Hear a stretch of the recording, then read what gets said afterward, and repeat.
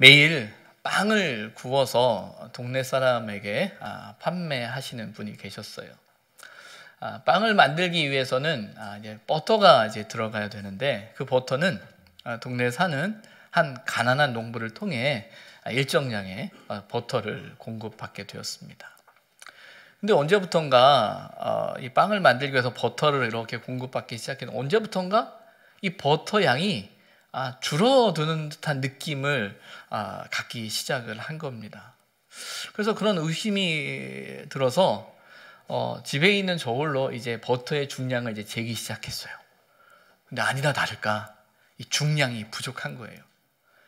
매일 1파운드의 버터를 공급받기로 했는데 그 양만큼 오지 않는 거예요. 이 사실을 확인한 그 빵을 굽는 빵 장사는 바로 그 농부에게 변상을 요구하고 또 고발을 한 겁니다. 이 사람이 이렇게 했습니다 라고요. 그래서 재판관 앞에 그 가난한 농부가 섰습니다. 그리고 농부에게 자초지종을 듣고 깜짝 놀랐습니다. 이유는 이렇습니다. 그 농부에게는 저울이 없었던 거예요. 집에 저울이 없었기 때문에 그 빵을 굽는 분이 요구하는 만큼의 이제 버터를 만들기 위해서 무게의 기준이 뭐가 되냐면 그분이 주는 빵이었던 거예요. 그러니까 1파운드짜리 빵만큼 1파운드짜리 버터를 만든 거였죠. 근데 어느 날부터인가 이 빵을 굽는 그분이 수익을 높이기 위해서 빵의 크기를 줄인 거예요. 빵의 크기를 줄인 거죠. 그럼 당연히 그 상황을 모르는 농부 입장에서는 어떻게 하겠어요? 빵 크기만큼 버터를 만든 거죠. 그럼 당연히 무게가 줄어드는 거죠. 이 사실이 발견된 거예요. 여러분, 사람의 마음이 보이는 건가요? 보이지 않는 건가요? 사람의 마음이 보이나요? 보인다고 생각하세요? 보이지 않는다고 생각하세요? 10길 물속은 알아도 한 길 사람 속은 모른다라는 말이 있죠. 그렇죠? 어떤 면에서는 보이지 않는 거예요. 볼 수 없는 거예요. 그런데 오늘 우리가 나누었던 이야기를 듣다 보면 보이지 않는 그 마음이 보여지는 걸 볼 수 있게 됩니다. 아무도 볼 수 없다라고 생각하는 그 마음, 사실 그 마음이 보여지는 거예요. 왜 보여질까요? 마음이라는 건 보이지 않는 것이지만 보여지는 거예요. 왜냐하면 그 마음이 삶의 자리에, 내 행동에, 내 모습 속에 나타나는 거예요. 그래서 내 마음을 숨기고 내 마음은 아니야 라고 말을 하지만 사실은 살아가는 그 삶 속에서 나도 모르게 내 마음이 나타나죠. 내 마음이 보여지는 거예요.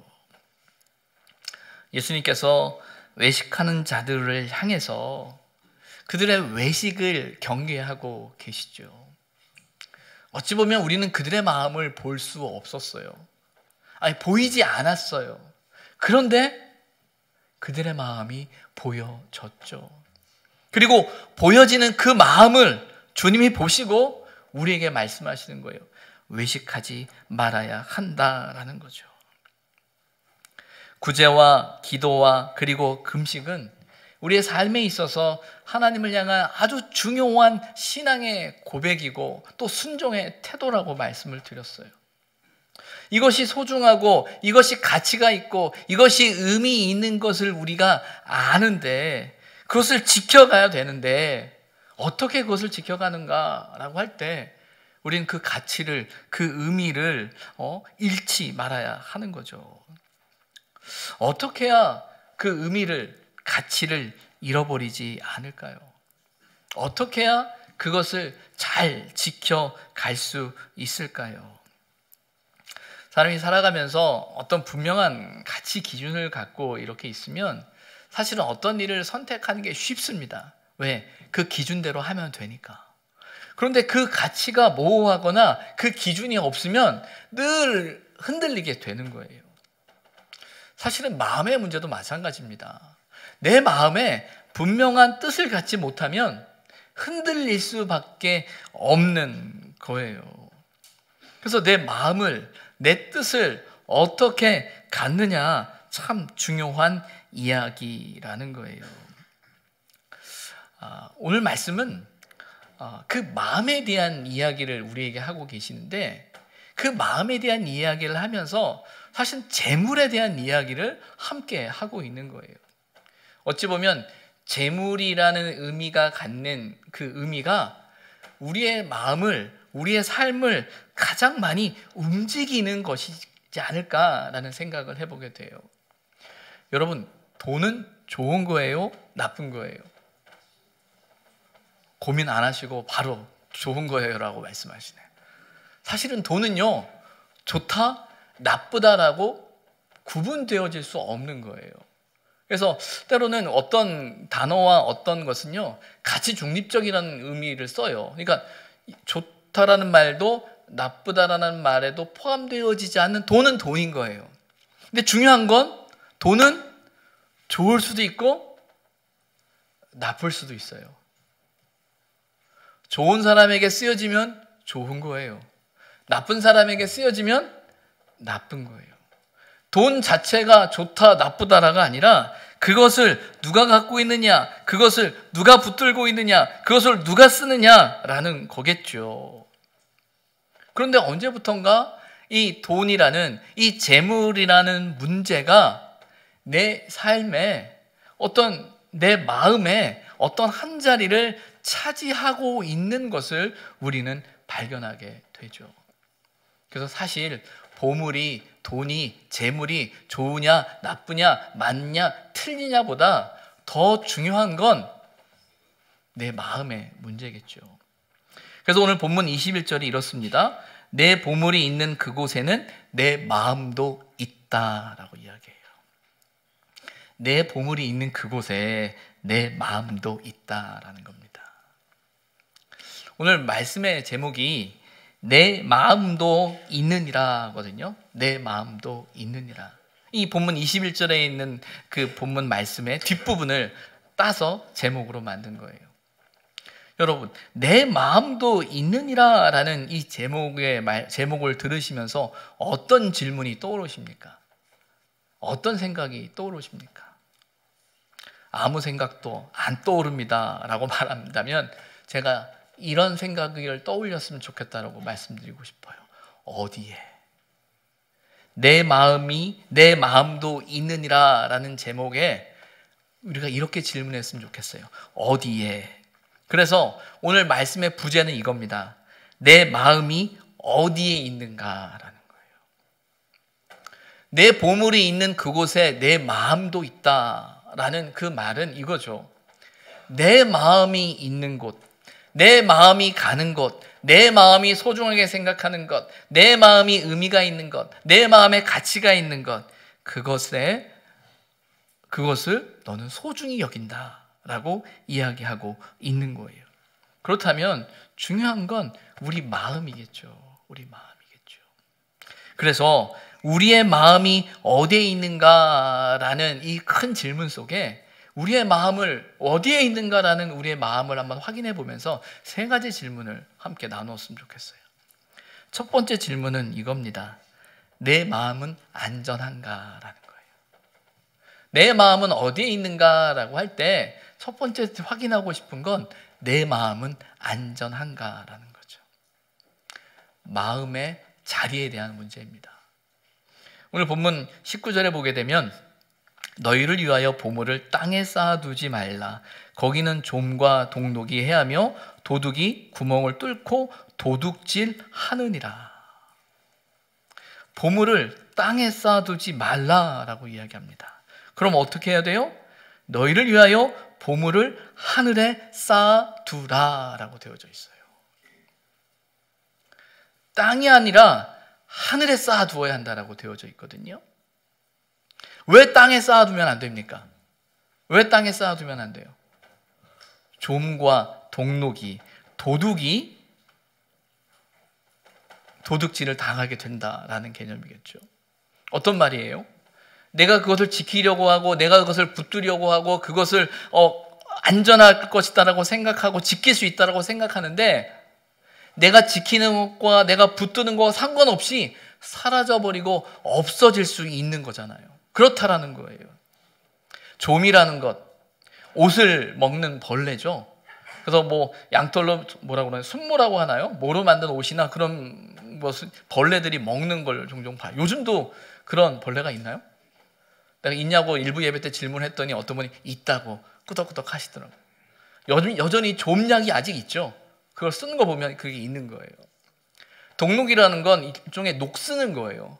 녹이 쓰는 것도 사라지는 거거든요. 도둑은 말 그대로 도둑질 당하는 거죠. 없어지는 거죠. 여러분 혹시 이런 말 들어보셨어요? 컵라면을 먹으려면 몇 분 기다려야 됩니까? 확실히 3분만 기다리면 되는 거예요?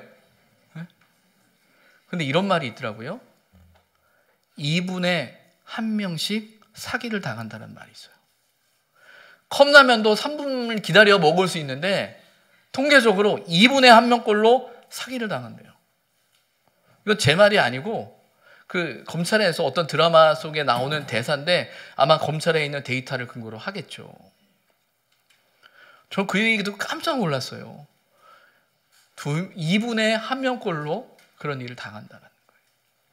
근데 그러고 생각해 보니까 주변에 이렇게 사람들을 돌아보면요, 크고 작은 그런 경험이 없는 사람이 거의 없다라는 거예요. 거의 없다라는 거예요. 이 말은 뭘 의미해요? 누가 그렇게 당하고 싶어서 당하나요? 나름 지키고자 하는 거잖아요. 붙들고자 하는 거잖아요. 안전하게 하고 싶은 거잖아요. 돌보고 싶고 붙들고 싶어서 내가 지킬 수 있다라는 생각 때문에 하는 그 일이 나도 모르는 사이에 그렇게 돼버린다는 거예요. 내 마음이 땅에 있는가? 내 마음이 하늘에 있는가? 저와 여러분의 마음은 안전합니까? 그 마음을 안전한 곳에 두고 계시냐라는 거예요. 하늘에 마음을 둔다라는 것, 하늘에 마음을 둔다라는 것, 우리가 앞서서 계속 이야기하는 것처럼 구제와 기도와 금식이라는 것에 외식하지 말라라는 주님의 말씀 앞에서 우리의 마음이 하나님을 온전히 향해야 한다라는 거겠죠. 그런데 하나님을 온전히 향하는 그 마음이 아니라 내 힘으로, 내 능력으로, 내 생각으로 지킬 수 있고 내가 지키는 그것이 나를 지킬 것이다 라고 생각할 때 한순간에 사라져버리는, 내가 지킬 수 있다라고 붙들고 있다라고 생각했던 그것이 한순간에 사라져버리는 그 삶을 경험하는 우리를 향해 이야기하죠. 우리의 마음은, 당신의 마음은 안전한가? 두 번째는 우리의 마음의 상태에 대한 것입니다. 내 마음은 건강한가라는 거예요. 내 마음이 어디 있느냐라는 그 질문 앞에서 그럼 우리의 마음이 건강한가라는 거예요. 건강한가? 오늘 본문을 보면 눈은 몸의 등불이니 그러므로 내 눈이 성하면 온몸이 밝을 것이고 눈이 나쁘면 온몸이 어두울 것이다. 그러므로 내게 있는 빛이 어두우면 그 어둠이 얼마나 더하겠느냐라고 이야기합니다. 눈은 몸의 등불이래요. 이런 표현이 있죠. 눈은 마음의 창이다. 여러분, 다른 사람들과 눈 잘 마주치세요? 제가 옆에 있는 사람과 눈을 마주치십시오라고 말씀하면 얼마나 난감하시겠어요. 쳐다보지 않으셔도 됩니다. 여러분, 사람들과 눈 마주치는 거 쉬우세요? 어려우세요? 쉬워요. 전 많은 분들이 그랬으면 좋겠어요. 근데 어려워요. 왜 어려운 줄 아세요? 왜 힘들어하는 줄 아세요? 맞아요. 들킬까 봐. 내 마음이 들킬까 봐. 왜? 눈빛 속에 서로를 향한 마음이 나타나잖아요. 근데 잘 안 돼요. 잘 안 돼. 오늘 본문은 그거죠. 눈은 내 마음의 등불이다. 결국 눈의 문제는 마음의 문제라는 거예요. 내 마음이 눈을 통해서 나타나는데, 눈이 성하면, 성하다라는 말은요, 순전하면, 깨끗하면, 그 마음이 순전한 마음을 가지고 있고 깨끗한 마음을 가지고 있으면 그 몸이 밝을 것이다. 그런데 눈이 나쁘면, 나쁘다라는 표현은 약한, 병든이라는 의미가 있어요. 그래서 내 마음이 병들어 있으면, 내 마음이 약해 있으면 내 몸이 어두워진다라는 거죠. 잠언 15장 13절에 이런 표현이 있거든요. 마음의 즐거움은 얼굴을 빛나게 하여도 마음의 근심은 심령을 상하게 한다라는 거예요. 마음이 즐거우면 눈빛이 아름답죠. 마음이 힘들면 눈빛이 어둡습니다. 시선이 떨리죠. 무언가를 속이기 시작하면 내 시선이, 내 마음이 떨리는 것을 우리는 알아요. 이 표현은 조금 격하고 조금 속된 표현으로 이런 표현이에요. 뭐 눈에는 뭐밖에 안 보인다. 자기가 그렇게 생각하니까, 자기가 그런 마음을 가지니까 그렇게 보여지는 거죠. 앞서서 나누었던 이야기에 그 빵 장사의 의심을 우리는 생각해 볼 수 있어요. 그가 왜 의심했겠어요? 용량이 줄어들었기 때문에 의심했을까요? 아니, 의심하기 시작했기 때문에 그 의심하게 됐을까요? 자기 스스로가 먼저 속이고 있잖아요. 자기 스스로가 자기의 빵을 줄이고 있었거든요. 그런 마음을 갖다 보니까 다른 사람도 그럴 것이다 라고 생각하는 그런 모습이 우리에게 있다라는 것이에요. 여러분, 우리가 보는 것이 우리의 마음을 만들고요, 또 우리의 마음이 우리의 보는 것을 만들어요. 부정적인 시각을 갖기 시작하면 계속 부정적일 수밖에 없는 게 우리의 마음이라는 거예요. 이 말씀을 드리면서 모든 일을 긍정적으로 바라보십시오 라는 말을 하는 게 아니에요. 어떤 거냐면, 어떤 현상을 바라볼 때 무조건 좋은 쪽으로만 바라본다라는 것, 그래야 한다는 것이라고 저는 생각하지는 않습니다.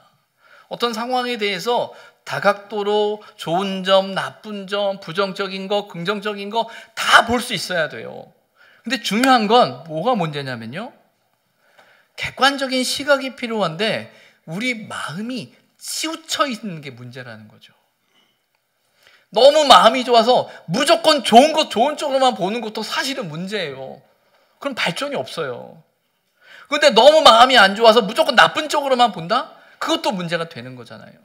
중요한 건 객관적인 시각을 가질 수 있는 그 마음의 상태여야 하는데, 우리가 살아가면서 크고 작은 삶의 경험이 우리를 객관적으로 만들지 못해요. 경험한 대로, 자기가 느낀 대로, 자기가 생각한 대로 보여지는 거죠. 특별히 안 좋은 경험과 아픔이 있으면 더 그렇게 되어지는 것을 볼 때가 있어요. 담임 목회를 하면서 제일 힘든 것 중에 하나가 그거더라고요. 제가 치우침이 없어야 되는데 저도 모르게 감정이, 생각이, 때로는 사람 때문에 치우칠 수도 있겠다라는 생각에서 제 중심을 잡는 거예요. 왜 보니까, 목회를 하면서 선배들의 모습을 보면서, 교회 모습을 보면서 보니까 그 중심을 잡는 일이 너무 어렵더라고요. 너무 어렵더라고요. 교우들과 대화를 나누고 이야기를 하다 보면 다양한 시각에 대해서 저에게 이야기하고, 또 각자에 대한 시각을 말씀해 주실 때 듣다 보면 참 도움이 많이 돼요. 미처 제가 생각하지 못했던 것들을 이야기하시고 말씀해 주셔서 그랬군요, 고맙다고 또 말씀드릴 때도 있어요. 근데 또 한편으로는 이야기를 이렇게 듣다 보면 그분의 시각을 알겠어요. 하지만 그 시각이 단지 그분의 의견으로만 끝나는 게 아니라 그 마음이 느껴질 때가 있거든요. 그 마음이 느껴진다는 건 어떤 거냐면, 그 마음이 아프다라는 사실을, 그 마음이 상처를 입었다라는 사실을, 그 마음이 힘들다라는 사실을 느낄 때가 있어요.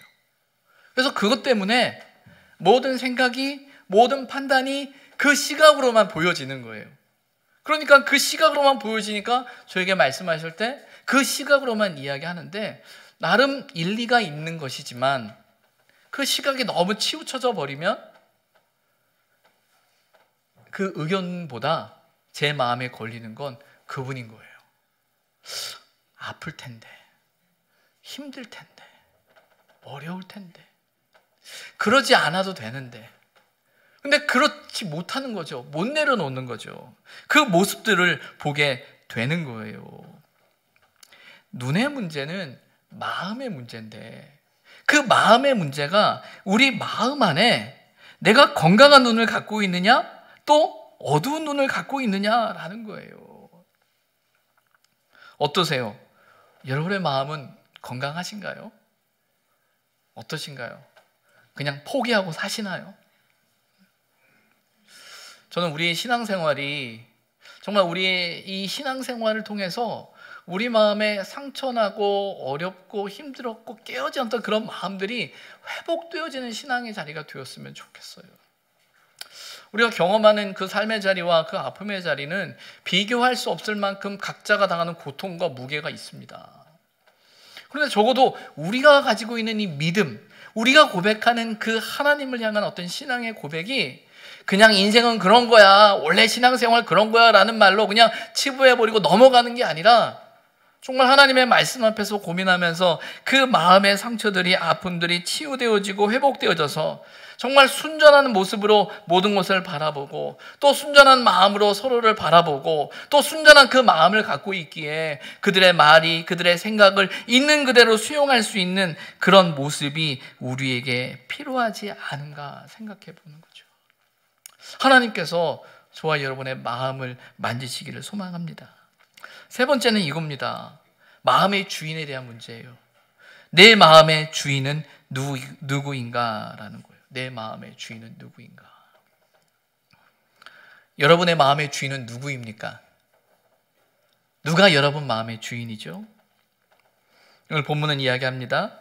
한 사람이 두 주인을 섬기지 못할 것이니 혹 이를 미워하고 저를 사랑하거나 혹 이를 중히 여기고 저를 경히 여김이라. 너희가 하나님과 재물을 겸하여 섬기지 못하느니라. 여러분, 여기서 왜 주인이 마음의 문제일까요? 왜 주인이 마음의 문제죠? 본문에 나오는 것처럼 그 주인을 향한 우리의 모습이 마음으로부터 나오기 때문이에요. 미워하거나 사랑하거나 경히 여기거나 중히 여기거나. 어떻죠? 무엇을 사랑하죠? 무엇을 중요하게 여기죠? 그게 주인이라는 거예요. 그러면서 이야기합니다. 하나님과 재물을 겸하여 섬기지 못한다라는 거예요. 앞서도 말씀드린 것처럼 재물은, 돈은 나쁜 게 아니에요. 그런데 오늘 본문에서 하나님과 재물을 겸하여 섬기지 못한다라고 이야기하는 건 우리가 어떻게 사용하고 있다라는 거예요. 거기에는 어떤 의미가 포함되는 거예요?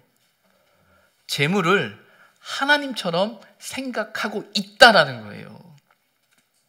하나님이 주인이 될 때, 하나님이 주인임을 고백하는 사람의 손에 들려진 그 재물은요, 나를 살리고 다른 사람을 살릴 수 있습니다. 그런데 재물이 주인이 될 때 그 돈은요, 날 죽이뿐만 아니라 다른 사람도 죽이게 되는 거예요.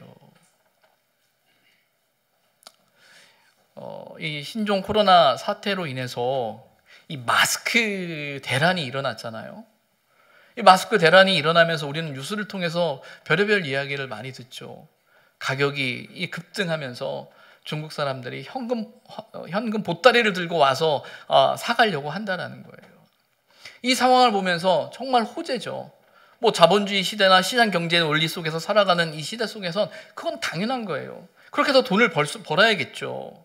그러나 우리는 알죠. 그게 다가 아니라는 걸. 재물이 주인이 되어버리면 단지 그 고민은 쉬운 거예요. 어렵지 않은 거예요. 그러나 하나님이 우리 인생의 주인이라고 생각하는 사람은 그게 문제가 되는 거예요. 더욱이 하나님을 모르는 사람도 그 상황을 바라보면서 이건 아니야 라고 말하는데, 하나님이 내 삶의 주인이 된다라고 고백하는 사람들은 그 부분이 어떻겠느냐라는 거예요. 근데 결국 그 마음의 주인이 누구냐라는 거죠. 근데 여러분, 사실은 하나님과 재물은 함께 비교할 수 있는 동등한 위치에 있는 것이 아니죠. 그렇죠? 하나님과 재물을 어떻게 같은 자리에 놓을 수 있습니까? 근데 여러분, 하나님과 재물을 같은 자리에 놓는 것이 누가 같은 자리에 놓는 거예요? 누가요? 누가 같은 자리에 놓죠? 누가 재물을 하나님과 같은 자리에 놓았습니까? 맞아요. 내가 해요. 우리가 해요. 여러분이에요. 제가 그런 거예요. 재물은 결코 하나님일 수 없습니다. 저와 여러분이 믿는 하나님은요, 출애굽기에 보면은 나는 스스로 있는 자다라고 말씀하고 계시거든요. 이것은 너무나 중요한 거예요. 하나님은 우리에 의해서 만들어진 분이 아니라 하나님은 하나님이에요. 그런데 여러분 한번 생각해 보세요. 우리가 말하는 우상이 무엇입니까? 우리가 생각하는 우상이 무엇입니까? 그것은 전부 다 저와 여러분이 만든 거예요. 누구를 위해서요? 내 자신을 위해서, 나를 위해서 만든 거예요. 그리고 내가 만든 그것을 하나님이다, 신이다라고 생각하고 그것을 의지합니다. 그것을 의지하면서 내 마음에 평안함을 구합니다. 그게 우상인 거예요. 재물을 하나님과 동등된 위치에 놓은 건 나도 모르는 사이에 내 삶의 주인이 하나님이 아니라 재물이라고 내 스스로가 고백하고 있는 겁니다. 우리는 종종 이런 일을 보거나 이런 상황을 보면서 우리 마음속에 생각하기를 내가 상처를 받았다라는 생각을 갖습니다. 어쩔 수 없다라는 생각을 갖습니다. 근데 여러분, 사실은 어쩔 수 없는 게 아니에요. 내 마음속, 저와 여러분의 마음속 그 깊은 곳에서 내 마음이 어디로 움직이느냐라는 거예요. 보이진 않는데 보여지는 마음의 방향이 저와 여러분에게 있다라는 거죠. 신앙생활은요, 끊임없이 그 마음의 방향을 조종하는 거예요. 내 마음이 어디로 가고 있느냐라는 거예요. 하늘을 향하고 있느냐, 땅을 향하고 있느냐, 하나님을 향하고 있느냐, 재물을 향하고 있느냐, 내 마음이 내 상처 속에 계속 머물러 있느냐, 마땅히 순전하고 온전한 마음으로 내 마음을 고쳐가고자 하느냐라는 거예요. 마음의 자리, 또 마음의 상태, 또 마음의 주인, 이 세 가지 질문 앞에서 아마 우리에게서 가장 어려운 건 뭐냐면 아마도 마음의 상태일 거예요. 왜? 너무나 많은 사람들이 상처를 갖고 살아가거든요. 저 또한 마찬가지예요.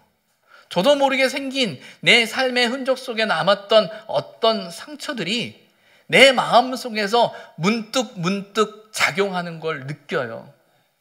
근데 사실 그건 잘 보이지 않거든요. 어떤 면에서는 저만 아는 일일지 모르겠어요. 그런데 그게 나를 움직인다라는 거예요. 근데 여러분, 우리가 믿는 하나님은 어떤 하나님이십니까? 우리가 믿는 하나님이 어떤 분이냐라는 거예요. 우리가 믿는 그 하나님이 내가 경험했던, 내가 아파하고 있고 내 마음속에 있는 이 상처와 아픔을 모르시는 분입니까? 이거와는 상관없는 다른 곳에서만 역사하시는 분이 우리 하나님이십니까? 아니거든요.